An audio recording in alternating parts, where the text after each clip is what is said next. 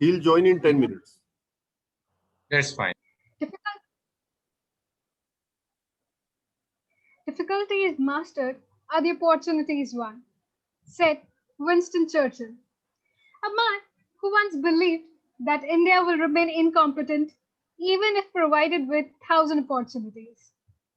But today, when the world is walking on the rocky road of this pandemic and the people are stuck in this dozy lockdown, who knew that we would turn the tables around and hold such an academic exercise using these advanced technologies? I extend a warm welcome to all the dignitaries, esteemed chief guests, faculty members, academicians, and all the participants. Welcome to the Student Conclave on the Billionaire at the rate 21 with multi-level marketing as an opportunity to enhance your knowledge and outlook towards various practices related to MLM. Now I take up this opportunity to give you a quick introduction about Delhi Metropolitan Education Research Cell and its student body. Our institute is affiliated with Guru Gobind Singh Indraprastha University, New Delhi, which imparts knowledge in the fields of law, management, and journalism. Research Cell DME was established in 2017 and since inception has been working towards a pedagogy of both students and the academicians alike. The student body of the research cell was developed to educate students about different aspects of research, providing them with a platform to cultivate their skills. Joining us on this platform, we have our honorable chief guest, Mr. Pranjal R. Daniel, a chief strategist at the Strategy India, Director General DME, Honorable Mr. Justice Bhavar Singh Sir, and Director DME, Professor Dr. Ravikant Swami Sir. Today, to grace our occasion, we have our Director General DME, Honorable Mr. Justice Bhavar Singh Sir, to share us with his blessings. His Lordship graced the office of Registrar General, Supreme Court of India from February 1998 to March 1999. Later, he was elevated to the permanent judge of Allahabad High Court from March 1999 to January 2007.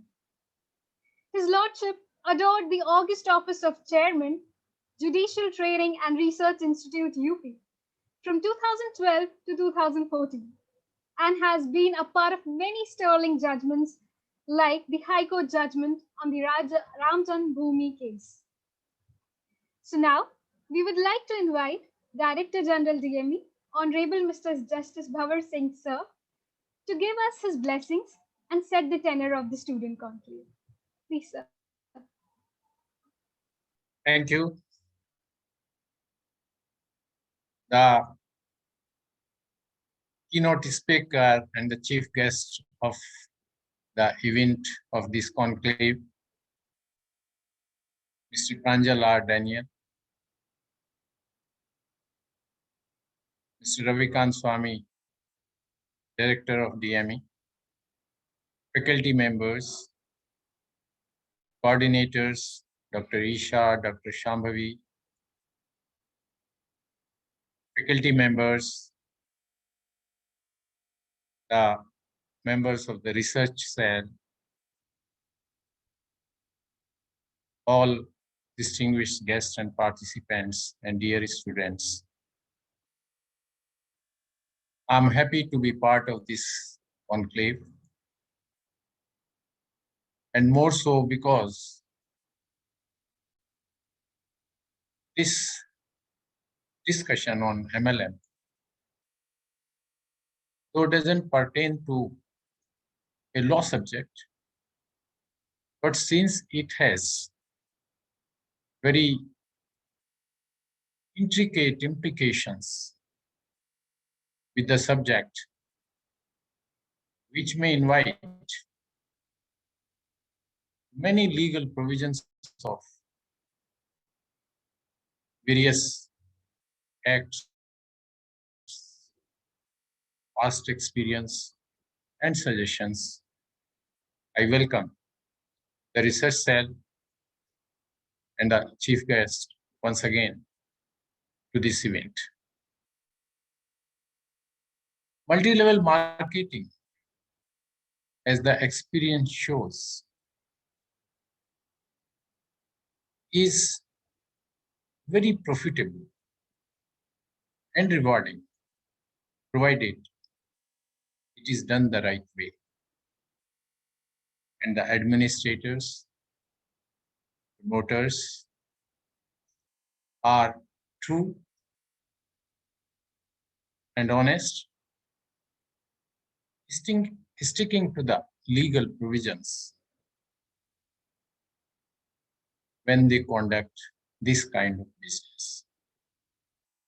Multi-level marketing companies have a network of independent distributors of good background, which serve as the means to get their products or services to customers. A good ML company will always arrange for the requisite training required to conduct the activities pertaining to MLM business. And not only this, but they also take care of the advertisements which are very much necessary to propagate this kind of business. Friends, there is no legislation yet in our country to govern the MLMs, but there is an act called Prize Cheat Money Circulation Act 1978. I vividly remember when this act was passed. It was debated in Parliament in the background of dozens, if not hundreds,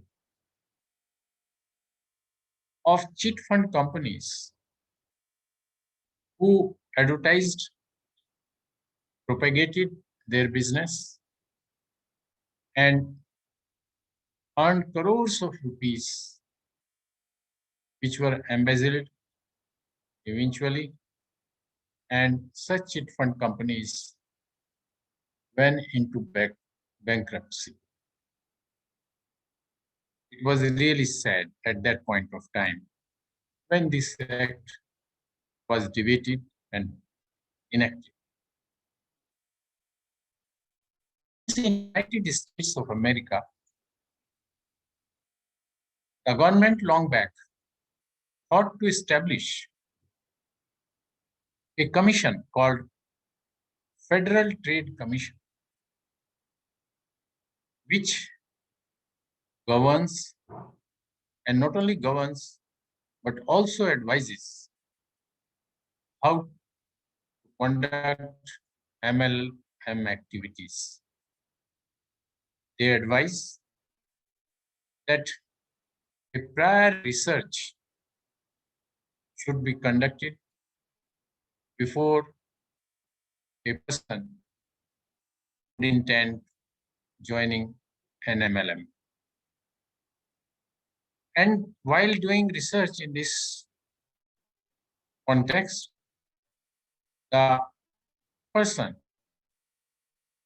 going towards this field must also venture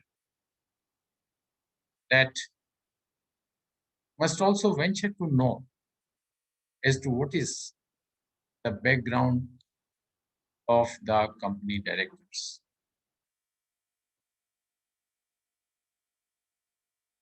Coming back to our country, it is advisable for those who are contemplating to join either as distributors or in other capacities to MLM, that they should never sign an agreement under any pressure. Generally, it has been the experience that the directors of the company persuade members of the public to enter into an agreement under pressure. They try to exert their pressure so that their background may not be ascertained by those persons. So be always cautious not to sign an agreement under pressure. The other suggestion would be that take comfortable time to think over all the aspects of the business. What is the market? What is the demand? What are the prospects of the profits and loss, etc. These days, network websites provide you the details of all MLMs with comprehensive information relating to every checkpoint. As I mentioned earlier, that there is no law particularly on this subject.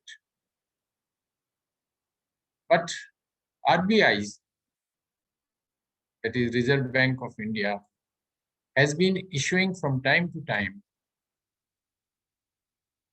guidelines for the MLMs. And if, as one of the guidelines says, that if it is a pyramid kind of scheme, then it is a cognizable offense. Friends, there is a host of information available on the internet when you conduct a search under multi-level marketing, providing every information about companies. To be brief, the benefits of a good and reputable multi-level marketing company: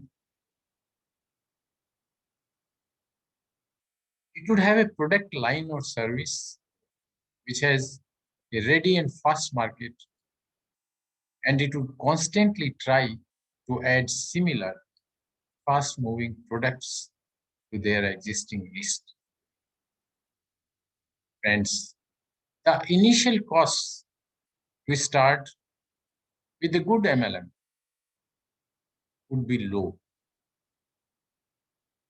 There would be dynamic leadership, providing motivation and catering to healthy team competition. They would have a successful marketing plan and a strong support system. Coming to the end of my interaction with you, dear friends, I would like to suggest a few points which should help and work as guidelines for those who are going or who are intending to join MLMs. Number one, you must get every information about an MLM company and be aware of those who are disreputable. Creating a network or downline may be more expensive than you realize. Thirdly, There may be a lot of money spent on outside meals, fuel, hotel accommodation to mesmerize the customers. Actual success in sales may be hard to come by. So we should always bear all these points in mind.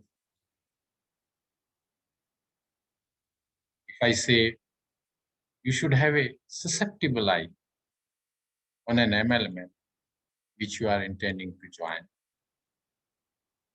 Friends, as I said earlier, I would also conclude with the same observation of mine that when done the right way, MLM can be an extremely profitable and rewarding experience. Just make sure that you have done thorough research before embarking on this venture. Thank you. God bless you all.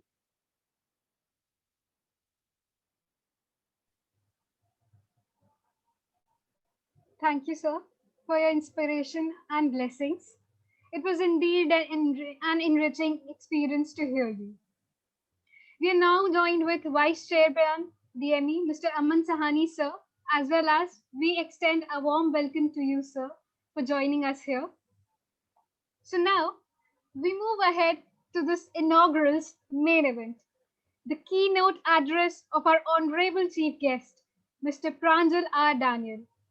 Mr. Daniels has been a chief strategist at Strategy India, the leading direct selling consultancy agency, as well as a wonderful researcher whose expertise lies in advising direct selling companies like SLM or MLM wishing to establish their presence in India.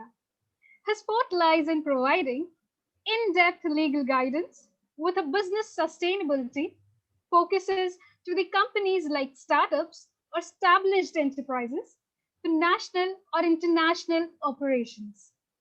It is through his visions of a vibrant and successful industry in India that he has surrounded himself with the best and most experienced people in the industry globally.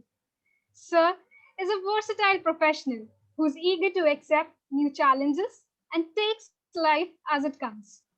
So we are honored to have you here, sir, with us. And now I would like to invite sir to address the gathering. Thank you. Thank you. So now I need to share my screen or it's already there. Hold on. Yes. Is the screen visible now? Yes, sir. The screen is Hello. visible. Yes, perfect. So thank you, Justice Baba Singh, for those kind words, and you've done more than half of my my promotion of direct selling, because since I'm from the same industry, you have done mostly everything which I would want a direct seller promoter to do. But then again, let me start and take you through a journey, because in case we go in depth and try to understand what direct selling is. In my career of 20 years being in direct selling, because earlier, let me tell you about me. I was a direct seller myself while working with Motorola. And when I was working at Motorola, I got connected to a direct seller. I did not want to join direct selling, but I like the products, which that time there was a company, Hindustan Lever. They had a brand by the name of Aviance that time, and Aviance was a subsidiary because there was no clarity on direct selling, as is the situation now. So I like the products because they were quite nicely displayed and all. And I asked the person who I had gone to meet on a holiday that what exactly is this? And then again, the joining was 3,000 rupees. I joined. I did not understand the compensation plan. I did not understand the concept. I just like the person who was talking to me. I just like the product, started using the product. But then again, the challenge came that in Hindustan Lever, they were not allowing men to be consultants. They used to call direct sellers as consultant that time. And that is the time when I registered on my mother's name and did quite a lot of business I did not understand the compensation plan. These technical terms will come to later. But then again, by the time in 3 months, I was one of the top leaders in that particular company, apart from my job in Motorola. Now, after understanding it, I shifted my, and I was approached by another direct selling company from India to join them as a area head for a particular territory west. Then I started my corporate career with direct selling, and then we started strategy in India in 2004 in India. Now, the major challenge which we faced during that time was the confusion around what direct selling is, what MLM is, what network marketing is, what referral marketing is, what word of mouth or what mouth to mouth also is what people call it for some weird reason. So that's what was the confusion. And then again, the police was not able to distinguish between ethical or sustainable business model and scams. So that helped us to start a research, because we were facing a lot of challenge when I was working with Modicare, in case you know about this company. When I was working with Modicare, we faced a lot of challenge where people went in for easy money, or companies which were promising fixed returns on investments, and they were collecting investments, and people were actually getting money that time because it was new. And lots of people from my company, as in from the company I was working in, went and joined scams, because that was easy money coming in, no sales required, nothing. And those companies eventually would close down and a new company would start up. Then, so we lost a lot of good people who actually went in ahead with scams and scamsters and started their own company. So that's what we started in 2007. We started with a heads up research team. Now, what is HURT? Is basically we wanted to educate ourselves what exactly is direct selling, how are scams different, and we wanted to educate the public that in case we find out with certain details which we collect that the company is a scam or an unsustainable business model, we started a list known as Scam Alert List, which is on our website. Now, what was the intention was to warn people not to invest time, money, energy in those companies, because those companies will eventually close down and they'll lose their money. They'll be victims. Apart from being victims, they'll also be infected, who will also infect other victims, just like how COVID spreads. So that's what we started. So that's a preemptive. So after collecting all the data, evidence, analyzing it, we started a Scam Alert List. And today our Scam Alert List is more than 3,000 scams listed over there.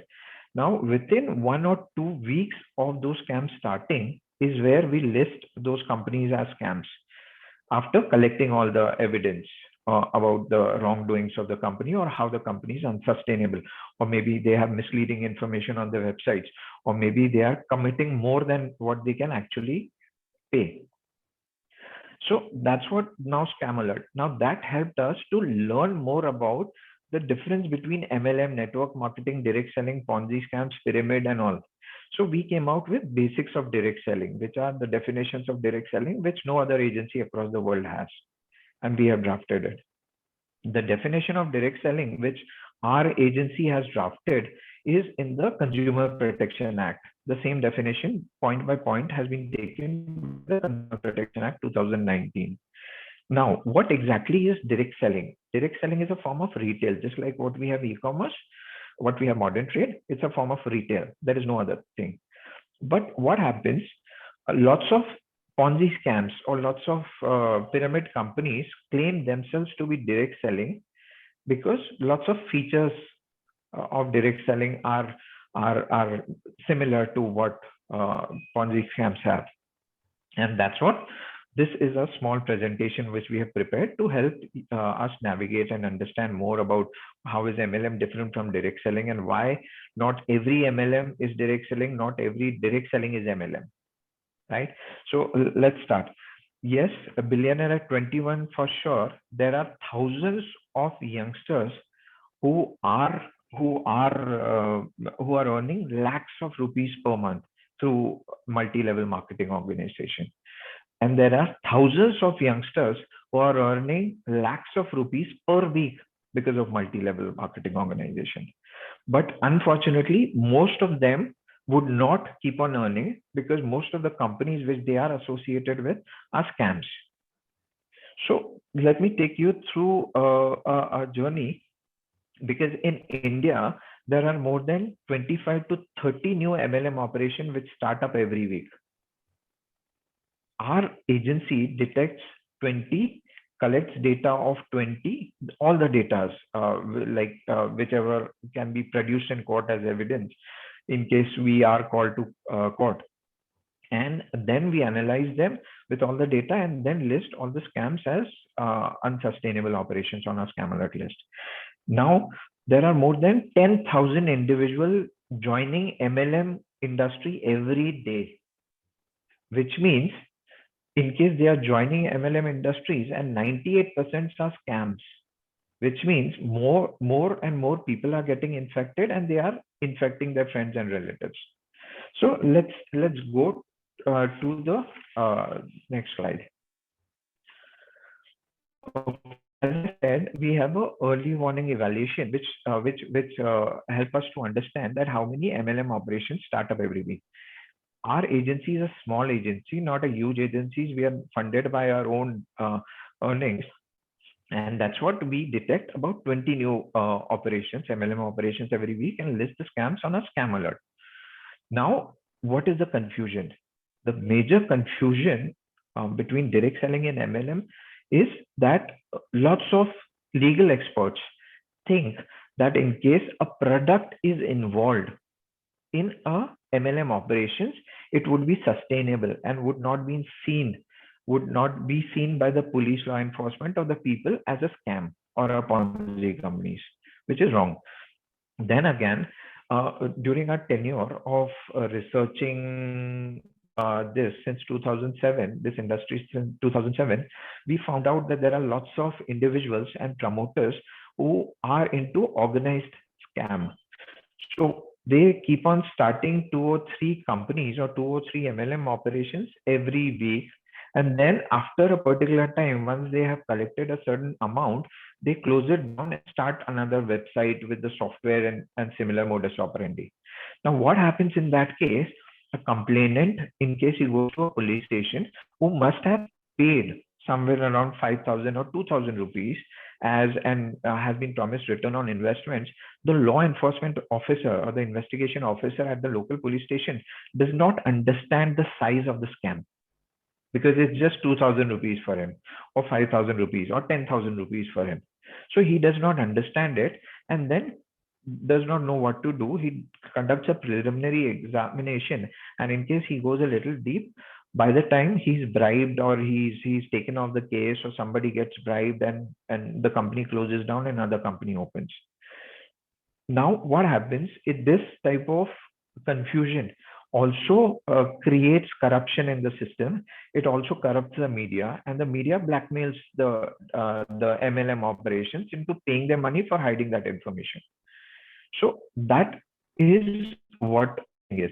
In fact, I wanted to speak about a case in UP. There was a company by the name of Fine India. In case, I don't know whether that case had come to you. Fine India, they were promising return on investments, and they were promising 9% return on investments on whatever amount is invested. So they had packaged 2,500, 5,000, 10,000, 20,000, and 50,000. Now, depending upon higher the amount you invest, the more the returns they were offering. So what happened? That company, when they started collecting the money and all that. And because of that companies, there were other companies promoting emu farming and all. They started in South India and all that. They did not have emu farms and all. But what they did is, since they were committed to getting about 9% per month, they started promising 5% per month to the new investors who were to invest in their company. And that's what scam after scam after scam, that became multi-layered. Now, once the police raided, it was Orissa Police, Cuttack Crime Branch, which raided that company. So first, they did not understand what is this business model, or what is the modus operandi and all that, and what are the laws. Because in Orissa, you have OPIDA, Orissa Protection of Investors, Depositors, rights and all. So like in Tamil Nadu, we have TNPIDA, Maharashtra, we have MPIDA, and the national is Price Check Money Circulation Banning Act 1978, as you rightly said. So they got confused, and then again it went into cold storage, back burner. So that's what is the problem.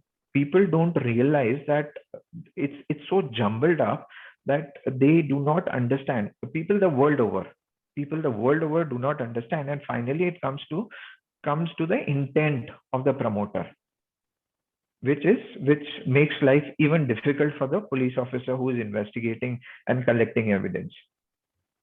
So what are the significant challenges with reporting? Once a company closes down, or even if the company is on and paying the investors, what happens?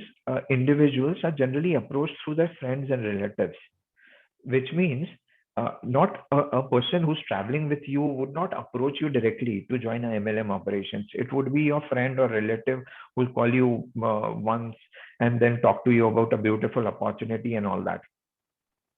And in case the company stops paying, you refrain from going to a police station or reporting about it because your friend would be in trouble.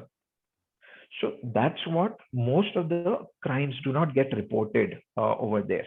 Second thing, what happens in case an investor or a participant wants to complain, the promoters of the company or the directors of the company or the staff of the company is told to tell them that in case you report, what is the guarantee that you will get your money back, because our accounts will be seized and then we would not be able to pay the investors, and that the pressure is mounted on the participant or the investor to pull back his complaint. Then again, they are quite cash rich, so they corrupt and blackmail the law enforcement agencies and the officers in different ways, and they influence the evidence collection so that the evidence which is supposed to be collected is not collected, because they pay crores of rupees to all these people. Then again, what happens generally, it's not a state subject, as you know, because I might be based in Bombay, but I might have a relative in Delhi who has pitched me this. So I might have invested in from Bombay. So I cannot complain because the company is registered in Delhi. So there are lots of challenges. Then again, in case a company is based out of Telangana collecting money from UP, and somebody in UP complains, the police do not know the magnitude of the scam, and then again, investigation becomes difficult for them. And then again, like we've seen a lot of cases where SEBI, when these cases were reported to SEBI or RBI, there were death threats to their officials and their relatives. So that's what they pulled back. Now, what are the common features between sustainable business models and unsustainable? By sustainable, I mean direct selling business models which are into retail, which commit to whatever they can afford to pay. And unsustainable is something easy money, or something which are promising you, or Ponzi companies, basically the companies which promise you return on investments from the investments which they receive or they are supposed to receive at later stage. One is independent contractors. Now, these independent contractors can be investors, can be purchasers of products, can be customers or participants, whatever name you can call them. They also have products and services. They also have agreements and contracts. They also organize opportunity meetings and events, big events to attract. Because I'm sure that since lots of students are here, you might know about a company in 2012 which got busted by the name of Speak Asia.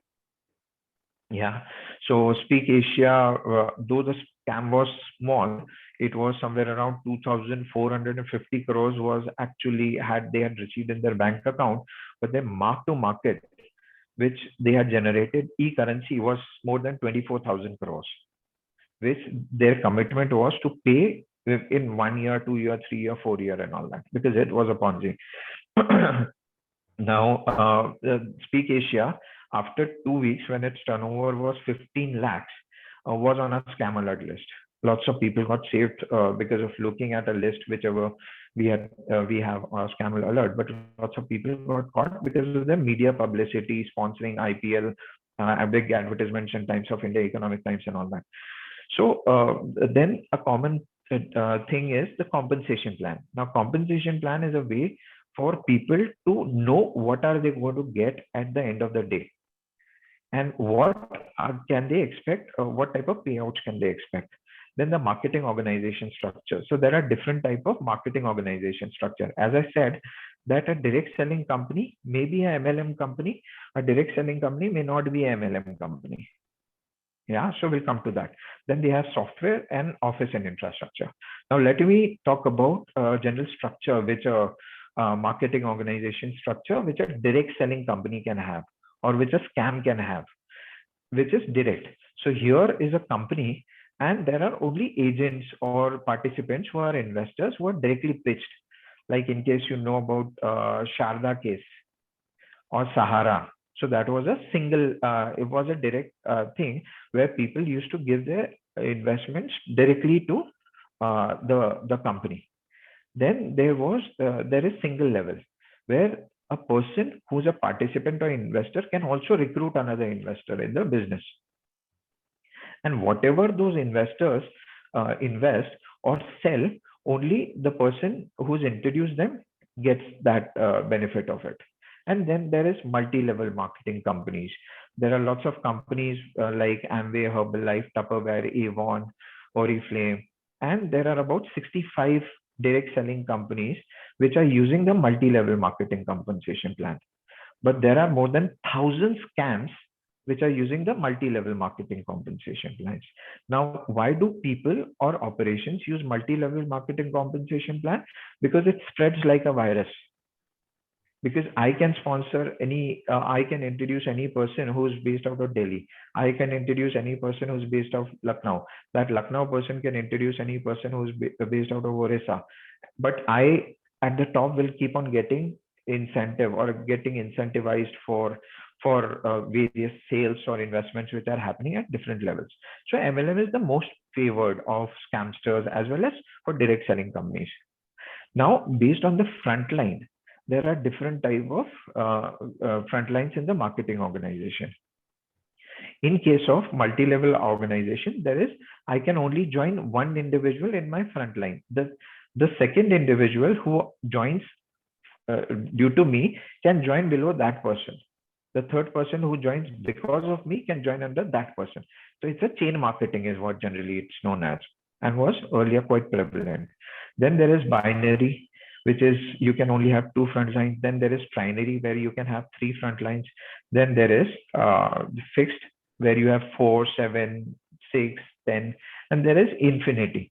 So lots of direct selling companies, majority of direct selling companies which are sustainable, follow the infinity compensation plan, where you can have n number of front lines people introduced to you, because these companies focus more on retail. These companies, binary, single line, focus more on recruitment of new individuals. Yeah, so that is it. Now, based on the compensation plan also, the way to distribute and calculate commissions also, there are different type of companies. One is direct. Whatever sale I do at the end of the month, I make money, or end of week, I make money. In case of single level compensation plan, in case I do my sale, I get money, as well as this person who's below me, directly below me, whatever sales or investment he does, I get money. And then there is multi-level. Then there is rank, title, and all that. And a frequency of payouts. There are lots of direct selling companies or scams which pay out as it happens. So in case I get any investment, in case of scam companies, I get money immediately in my bank account. In case of some company, it's daily. In case of some company, it's weekly. Now, what is a Ponzi scam? Now, Ponzi scam is an unsustainable setup. It's an operation, unsustainable operations, which is dependent on new investments coming in to pay out the earlier investors, or as per us, new purchases to be made to pay out to honor the investments or commitments given to early investors and purchasers. So this is what the Ponzi is. We had a famous case of Charles Ponzi in 1920. Before that also there were Ponzi companies. There were some lord who had created an artificial on the book. He had created a country, and people were supposed to pay and buy land of that particular country. And it happened somewhere in the 1800s. And the General McGregor is what Lord McGregor was the designation given to them, or the rank given to them by the British, and he started the first Ponzi, known Ponzi. And then again we had Bernie Madoff, who expired in jail some time back. So that's what.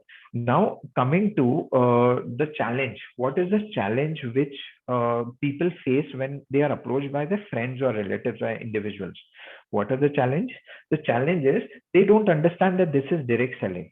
So we can't expect them to basically go through the guidelines which the Ministry of Consumer Affairs has published. We can't expect them to look at each and every terms and conditions or read the agreement and all that. It's either a yes or no for a person who's approaching us, because the company doesn't approach those individuals to join. It's the friend or relative who joins. So people put their trust in the friend or relative, not on the company and all that.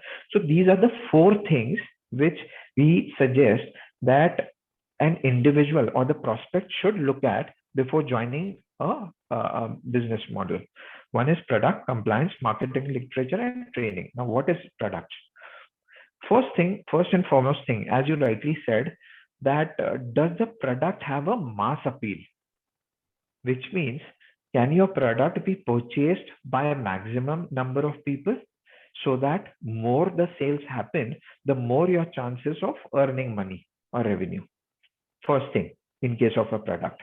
Second thing, in case you were not a part of that opportunity, would you purchase that product at the price whichever it's being sold to you at?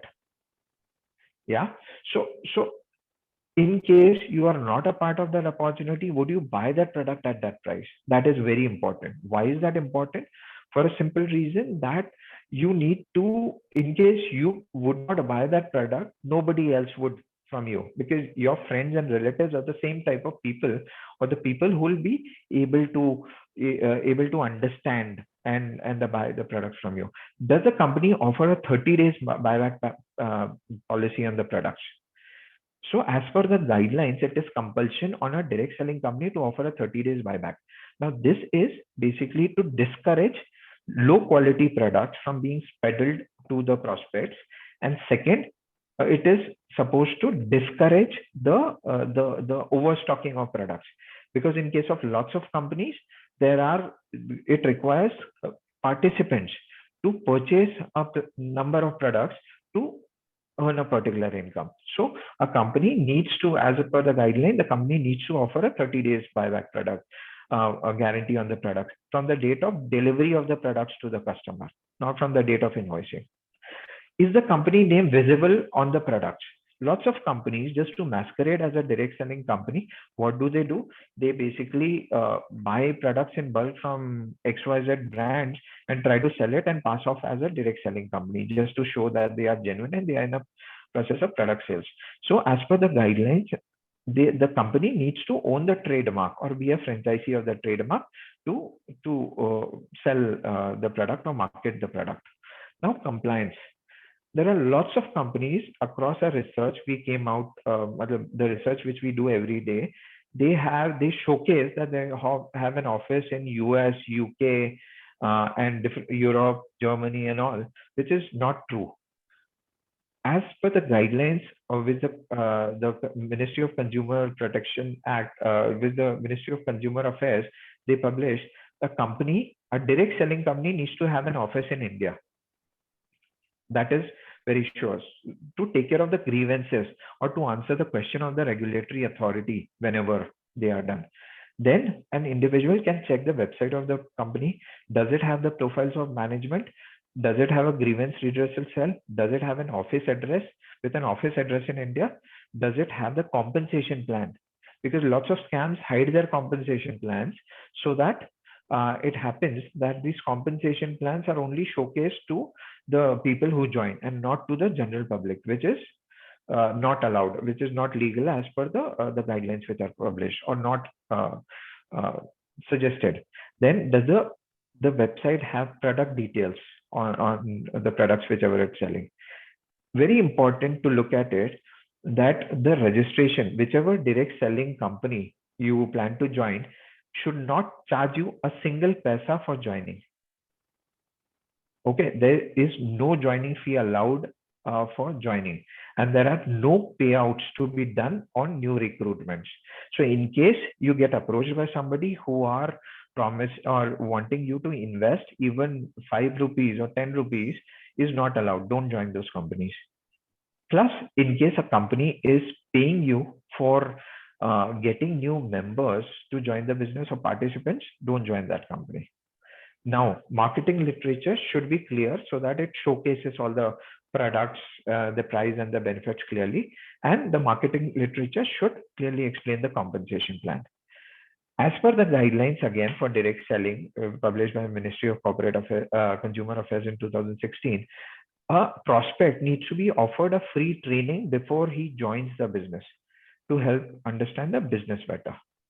Now, coming to apart from money, why should an individual join direct selling? First is you get a on-job training where you get to learn teamwork building, business building with an ethical company. You get to learn time management. You get to learn leadership qualities. You can excel in public speaking, or at least you can practice on the people who you have referred or other people. You learn money management, that how much purchase to be done for sale to the customer and all that. So it's a sales practice. What do you earn? Basically, you earn respect in case you have joined a direct selling company and you're leading and helping other direct sellers to sell products and earn money. You earn respect. You also earn money. And you also go on foreign trips as incentives, or you have car funds and all that. Now, coming to the last slide. Now, just a thing that these are the links which you can click before joining any scams, or in case somebody's approached you to join that opportunity which looks too rosy to be true. Okay, these are the links which you can click and visit this to check whether, in case the company's name on that, don't join. And then again, as a company, we have a report a scam also, where in case somebody approaches you and this opportunity looks fishy, you can report a scam by clicking on this link, and then this link would take you and help you report a scam, so that you can put in the details and our team will research and get all the data. This is report a scam, where I'm a victim of either the company is registered over here, or out of these 3,000 plus companies, or this is where you can put in the name of the company location, website, the promoter name, the person who approached you to invest, the promoter contact detail, the amount of money invested, current status, whether the complaint was launched with the law enforcement agencies about the yes, no, contact details, so that we may contact you for finding out other details and other services. And coming back to the PowerPoint presentation. Yeah, and here is our scam alert list again, which will tell you not to invest in these type of scams. Here is scam alert. There are 3,255 companies, and today we finished analysis of 20 companies. 19 more companies will be listed tomorrow on this, so that tally would change. It's a preemptive list of all the companies whichever are scams until Z. And the data which we collect, we have different parameters of evaluation. First is the compensation plan. What type of compensation plan is there? What is the marketing organization? What are the intentions to deceive? So we do analysis and check whether it is intentional scam or whether it is a copied scam. Because lots of companies, they copy the business model of other scams because police has not taken action and they are doing good collections. So that intention also needs to be collected, and the evidence or the documents supporting evidence in the court. Then the products, type of products, and adherence to law. Then again, there are various laws which we work on. One is Price Cheat Money Circulation Banning Act. Second is the Maharashtra protection of MPIDA, TNPIDA, OPIDA. And then in 2019, there was an act published, the Banning of Unregulated Deposit Act. So that is a national law in which the companies which are not following the guidelines for direct selling can be tried under that law. And in that, there is a punishment to the media, also has some liabilities. And there are other aspects also which have made the job of the law enforcement agencies easier. Yeah, and coming back to basics of direct selling, this is a page where our agency is the first agency to list out the basics of direct selling in the world. So what are guidelines? What is a consumer? What is direct selling? The exact definition, which is on the Consumer Protection Act, which has been taken on the Consumer Protection Act. Company literature, independent contractor. Why are direct sellers independent contractors? What is direct seller? Active direct seller, prospective, price, purchase. What is the difference between satisfaction guarantee and money back guarantee? Then after researching in 2012, we had published a negative product list. These are the products which are used to scam people. So this, in case we click on that link, these are a negative product list. So this is what we had published in 2012. Negative, which are not to be promoted by company deploying direct single level and multi-level deposit investment, crowdfunding ventures, discount coupons currency, vouchers currency, betting gambling activities, quiz portals, peer-to-peer. Some of that has been taken and added into the guidelines. And we are currently working with the government to come out with the regulations for direct selling. For their first priority is e-commerce, regulations for e-commerce, and after that direct selling regulations would also come in under the Consumer Protection Act. So these are what we have come out with. So I end my presentation with that, and in case we have any questions and all that, you can send it to us, and then we can look at that. Thanks very much. I request the audience to post their questions in the chat box if they have any to ask to the sir. Or it may be sent to us on our email info@Strategy India, and we'll in detail answer it for them. Because there are plenty of confusions worldwide on what direct selling is, what network marketing is, what single level is, what Ponzi is, and pyramids is. So what we are trying to do, since we know what is bad, we know what is good, and what should not be there, is the reason why we basically want to come out with the guidelines. We are contributing in the rules for direct selling in India.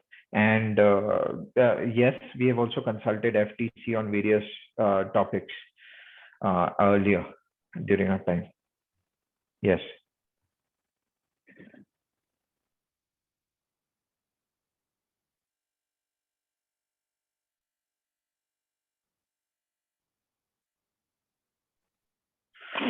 Anything has come in, or it's a wrap?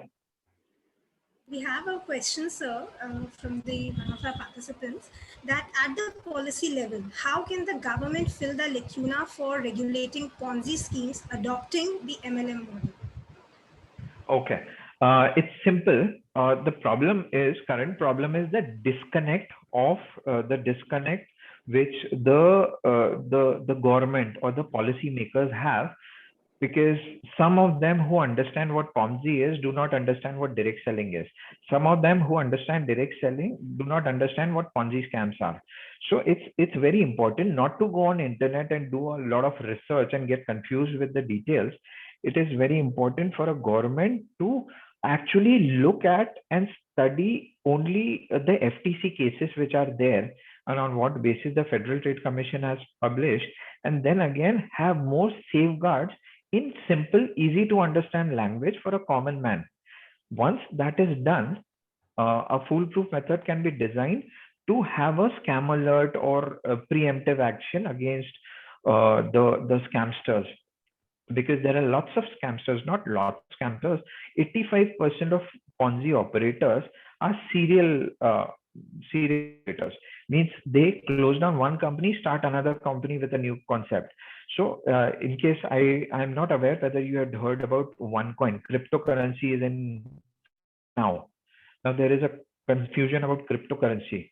Now there are lots of MLM scams which have started on cryptocurrency. OneCoin was one such company where they had promised a Bitcoin killer and various other things. Now that added clarity to Bitcoin, but then again that confused the public into investing in OneCoin. And when the time came for OneCoin, so that the people could redeem their OneCoin for actual currency, the founder disappeared. OneCoin was on a scam alert list the second week when it was in India. Okay, but no action was taken on it till the turnover reached some thousands of crores. But unluckily for us, what we need to do right now is that the policymakers need to consult not only with good direct selling companies, but also people like us, which they are doing, also the law enforcement agency on the same table and try to understand and come out with simple, easy to understand without loopholes and gray areas, and then implementation would be easier that way. Actually, sir. Thank you. There are a couple of them flowing in, sir. So with your permission, I would like to take one more, and probably the remaining ones we would Yes. be sharing you. Yes, sir. So there's this question, another one. What are the reliefs available to people who had invested money in any of the illegal Ponzi schemes? Like how can we redress their grievances, and what reliefs can be made available to them? Okay. First thing is we need to check whether first we need to. It all depends upon whether it was an intentional scam or an unintentional scam. In case it was an unintentional scam where the promoters had good intent, but they had copied the business model of a fraud, thinking that since there is no action being taken at this fraud, it might be legal. Okay, but they had full intention of giving the money to the public, and they have that type of property or finances available to pay back the money. There are chances in case the scam is reported at an early stage, because in case of most of the scams, the people who are not the promoters, who are on the front line, or the people who encourage these directors of a company or stakeholders to start a scam, are the people who get maximum of the amount invested. So it all depends upon the intent of the individual. It all depends upon the time when the company comes to halt, or if the company is reported, and second, it comes to how committed is this person going to the law enforcement agency, and how soon. Yeah, because they create various barriers, so that in case you report to the police, they'll freeze our account, you won't get your money back. Okay, in case the company pays out to the promoters, maximum amount of money is already paid out to the promoters, and because maximum amount is already paid out to the promoters, the actual company does not have enough money to pay out to even if it wants to settle. So it all depends upon the intent, time reported, and the law enforcement agency understanding whether what are the rules against it and what type of evidence to be collected. So it all depends. Currently, it all depends. But once we have a clear rule to distinguish between scam and non-scams, and the law enforcement agency understand the banning of unregulated deposit acts, it will be easier that way. Thank you, sir. Thank you. That was really insightful indeed. The other ones collected from the chat box will be sharing with you. Sure. Thanks. Over to you, Anushka. Thank you, sir, for your kind and educative words. It was indeed a fortunate moment to gain something from your knowledge bank, and especially when you elaborated the fact that how every day nearly 10,000 people join MLM and are subject to 98% of scams between them prevailing in these MLM scams, and we are even not aware of it. So thank you very much, sir. Now, stepping ahead, I would like to invite Director DME, Professor Dr. Ravikant Swami, sir, to come forward and present his views on this little initiative by the student body of Research Cell DME. So first of all, the name Student Conclave was really appealing when I first saw the creative, because the conclave could have been named something like Research Conclave or MLM Conclave, but it was named Student Conclave. And yes, that is the reason 150 students are there on a Sunday morning, which is probably a time for maybe for sleeping. So that appealed me a lot. Coming to the theme, I must say that the research cell of my college chose a very appropriate theme, because this is a web, I'll call it a web, uh, which we have been unable to entangle since the last few decades. Means every now and then we keep on reading in the newspapers about these schemes, and everyone is confused. But the way Mr. Pranjal today entangled this web, I think it was a very knowledgeable lecture, sir. And Dr. Isha, if you can circulate the PPTs of Mr. Pranjal's lecture, because I personally also would like to read them again and again. Um, I I'm sure our Director General Justice Bhavar Singh sir must have heard cases pertaining to MLMs. Many. But sir, I can tell you that the Indian law is wobbly when it comes to MLM cases, and you know, hardly anybody has been punished. And even if someone is punished, what about the money? People are unable to get the money back. Well, MLM and direct marketing are obviously two different concepts, as very lucidly enumerated by Pranjal sir. Direct marketing is like what the Eureka Forbes does, and it has got many advantages. And the best advantage is that we save on the crores and crores of advertising. But then there is a negative side also, and the negative side is nothing but human greed. Means that is something which is almost unavoidable. Means human greed is something which is existing ever since human beings are existing. So that is something which is unavoidable. Say, for example, the recent Punjab Maharashtra bank scam. Means who forced me to put my money at a very, very high rate of interest? No one forced me. It was my own greed. And then I come and stand outside RBI and say that get my money back. So that is where, you know, the law or the government, they almost surrender. What can they do against human greed? I congratulate Dr. Isha, Shambhavi, Shanu, and the student conveners Ganesh, Anushka for such a good program. Throughout the day, there are many good technical sessions. I would be there, and thank you. Thank you, sir, for your precious and encouraging words. That is really indeed a very effective appreciation for us from you. And now we would like to invite Vice Chairman DME, Mr. Aman Sahani, sir, to sermonize the audience. Please, sir. Thank you. Good morning to everybody on this Sunday morning, as mentioned. It's really nice to be here with all of you today, and I'd like to appreciate the strength and courage of everyone involved in organizing this and making it a part of bouncing back after what have been, for sure, for everybody, a couple of very difficult months. And it was obviously a very informative session, and I also learned quite a lot and will continue to do so and follow this topic. And well done to our research cell, and in particular the students involved. I saw the email. It said this is the first event organized by the students, and I wanted to be here to encourage and motivate all of you and to congratulate you on what is a very nice effort put in by you, and hope that you enjoy a lot of success and learn a lot and network a lot and do very well in the times to come. So my best wishes to everybody involved. Thank you very much. Thank you, sir, for your considerate words. Now, I would like to invite the Head Research Cell DME, Dr. Isha Jaswal, Associate Professor at DME Noida, to present her thoughts on the student conclave. Please, ma'am. Thank you, Anushka. Good morning to respected dignitaries, my fellow colleagues, and dear students. This is actually a very overwhelming moment, but I'll just take a minute to actually elaborate how did this all start.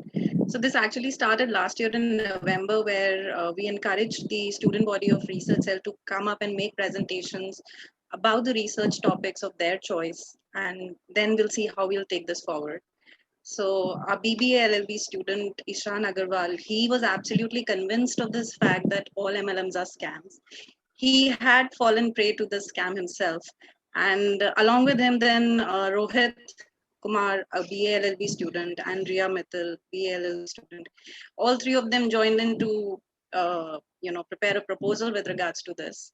And then we thought that yes, it is something that students need to know, youngsters need to know, because these MLM companies try to lure students or youngsters or people entering the labor market. So that is how it started, and here we are today actually discussing about this topic in this conclave. So my thoughts on student conclave, yes, it is an absolutely great platform for students to come together, have engrossing presentations and discussion. But there's one more thing that I had been telling my students, at least, and for all the students who have joined us today, that this is also a great platform to connect with each other. So in the long run, such kind of connections with students across the disciplines, I at least believe can, change the face of academic learning, can actually change the face of academic collaborations among student fraternity. So on that note, I wish all the very best to all the participants and attendees, and definitely my big congratulations to the student body Research Cell for organizing this event. And I would also like to mention the unconditional support provided by the faculty members of Core Research Cell, Ms. Shanujan and Ms. Shambhavi Mishra, for seeing students through. Thank you so much for joining in, and all the very best for the forthcoming technical sessions. Thank you, ma'am, for enhancing our knowledge about the student conclave and being as a support system for always when we were needing you. Now, I would like to invite the student convener of Research Cell DME, Ganesh Nair, to deliver the vote of thanks towards the end of this inaugural. A very good morning to everyone present. On behalf of the student body of Research Cell DME, I take this opportunity to propose the vote of thanks. First of all, I would like to propose a hearty vote of thanks to our distinguished guest, Mr. Pranjal Daniel, sir, for such an enlightening and knowledgeable address. And thank you so much, sir, for educating the participants on direct selling and the scams revolving around it. Secondly, I would like to express my profound gratitude to Honorable Mr. Justice Bhavar Singh, sir, Director General DME, for his constant blessings and guidance. I would also like to express my gratitude to Honorable Vice Chairman, Mr. Aman Sahani, sir, and Honorable Director, Professor Ravikant Swami, sir, for sparing time from their busy schedule and gracing the occasion with their presence. A sincere thanks to Dr. Isha Jaswal, Ms. Shanujan, and Shambhavi Mishra, and the other faculties at Research Cell DME for their constant support and guidance throughout this event. And as we all know that for every event, there is a lot of work that goes at the back end. And this event could not be structured if not for the efforts of the student members. And especially, I would like to thank the core team with Rohit, Riya, and Ishan for their efforts. Lastly, I would like to thank all the participants who in such dire situation came forth in the spirit of research and contributed for this student conclave. So a big thanks to all of you. Thank you. At last, I would like to thank everyone present here to attend the inaugural, and kindly fill in the attendance sheet as the link has been circulated in the chat box. And the participants are requested to head towards the second Zoom link, which has been circulated in the WhatsApp group of the participants.